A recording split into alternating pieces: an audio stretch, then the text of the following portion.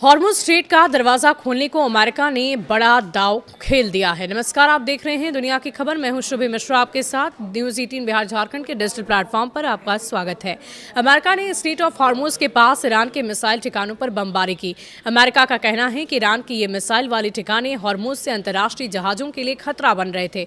America ने 5000 pound यानी कि करीबन 23 क्विंटल वजन वाले महापंप से ईरान के मिसाइल भंडार पर हमला कर दिया और इस तरह से अमेरिका ने हॉर्मुज़ स्ट्रेट यानी हॉर्मुज़ जल मार्ग मध्य पर कंट्रोल पाने की कोशिश में अपना पहला बड़ा कदम उठाया।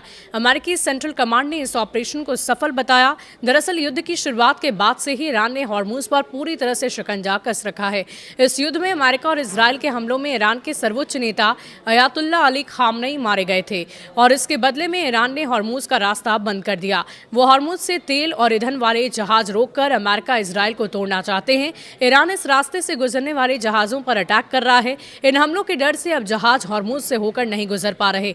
इससे समुद्री यातायात बुरी तरह प्रभावित हो गया है और इसके चक्कर में दुनिया भर में ऊर्जा की कीमतों में भारी उछाल आई है। अमेरिकी सेंट्रल कमांड ने एक्सपर्ट जानकारी दी कि अमेरिकी सैनिकों ने हॉर्मुज़ के पास ईरान के समुद्री तट पर स्थित ईरान की मजबूत मिसाइल साइटों पर 5000 पाउंड के डीप पेनिट्रेटेड म्यूनिशंस का सफलतापूर्वक इस्तेमाल किया। इन हमलों में भारी वजन वाले बमों का इस्तेमाल किया गया जो मजबूत और सुरक्षित ठिकानों को नष्ट कर सकते हैं। ये मिसाइल ठिकाने ईरान के तटीय इलाके में हॉर्मुज़ स्ट्रेट के पास स्थित थे। यहाँ तैनात एंटी शिप मिसाइलें गुजरने वाले जहाजों के लिए खतरा पैदा कर रही थी। अमेरिका ने हॉर्मुज़ का एक नक्शा भी शेयर किया है। दरअसल युद्ध की शुरुआत के बाद से ही ईरान ने हॉर्मुज़ पर पूरी तरह से शिकंजा कस रखा। इस युद्ध में अमेरिका और इजरायल के हमलों में ईरान के सर्वोच्च नेता अयातुल्ला अली खामनेई मारे गए थे और इसके बदले में ईरान ने हॉर्मुज़ का रास्ता ही बंद कर दिया। वो हॉर्मुज़ से तेल और ईंधन वाले जहाज रोककर अमेरिका इजरायल को तोड़ना चाहते हैं और ईरान इस रास्ते से गुजरने वाले जहाजों पर अटैक कर रहा है। इन हमलों के डर से अब जहाज हॉर्मुज़ से होकर नहीं गुजर पा रहे और इससे समुद्री यातायात बुरी तरह से प्रभावित हो रहा है।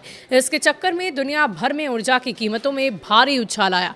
5000 पाउंड के डीप पेनिट्रेटेड म्यूनिशंस आखिर हैं क्या, ये आप जानिए। अमेरिका ने जिन बमों से ईरानी मिसाइल ठिकानों को निशाना बनाया वे डीप पेनिट्रेटेड म्यूनिशंस हैं, यानी गहराई तक जाकर खलबली मचा देने वाले बम। इन्हें बंकर बस्टर्स भी कहा जाता है। साल 2021 में ये खबर आई थी कि अमेरिका वायुसेना GBU-72B बंकर बस्टर बमों का सफलतापूर्वक परीक्षण किया गया है। वॉशिंगटन स्थित think tank foundation for defence of democracies के अनुसार ये 30,000 पाउंड श्रेणी का हथियार माना जाता है जिसमें 5000 पाउंड का वॉर हेड लगा होता है। कब कब इसका इस्तेमाल हुआ है? इन बमों का इस्तेमाल उन लक्ष्यों पर हमला करने के लिए किया जाता है जो बहुत ही ज़्यादा मजबूत होते हैं, ज़मीन में काफ़ी गहराई में दबे होते हैं। ईरान के खिलाफ बंकर बस्टर्स का इस्तेमाल करके हॉर्मुज़ के आसपास मौजूद उनके रक्षा प्रणालियों को नष्ट करने में मदद मिल सकती है। ऑपरेशन एपिक फ्यूरी में पहले अमेरिकी सेना ने जून 2025 में ईरान के खिलाफ चलाए गए ऑपरेशन मिडनाइट के दौरान भी बंकर बस्टर्स का इस्तेमाल किया था। उस समय उन्होंने फोर्डो यूरेनियम संवर्धन संयंत्र, नतानज परमाणु सुविधा केंद्र और इस्फहान परमाणु प्रौद्योगिकी केंद्र को निशाना बनाया था। तो देखने वाली बात होगी कि इन बंकर बस्टर्स का क्या इस्तेमाल किया जाता है और इसका कितना असर इस महायुद्ध पर पड़ता है। बहुत शुक्रिया।